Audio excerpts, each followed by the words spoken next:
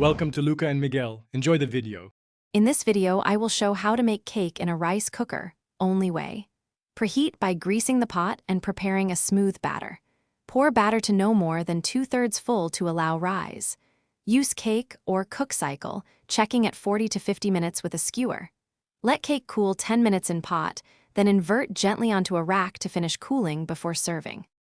Use room temperature ingredients for better emulsification and a uniform crumb.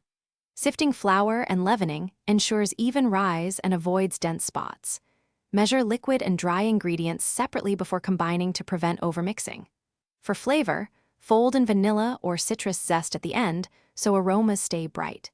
If using add-ins like nuts or chocolate, toss them in flour first to prevent sinking during baking in the rice cooker. Quick recommendation: if you are finding this video helpful, please subscribe and like. It really supports the channel. On another note, these leak-proof containers are great for storing cake slices and preventing soggy frosting during transport, and they save cleanup time after baking experiments.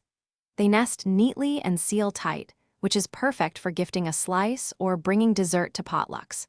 Check the description for the link and other deals. Now let's get back to the video.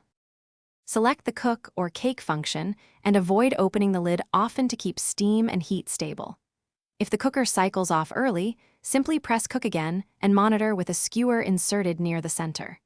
For a too dark top, tent foil gently over the cake to slow browning without trapping too much condensation.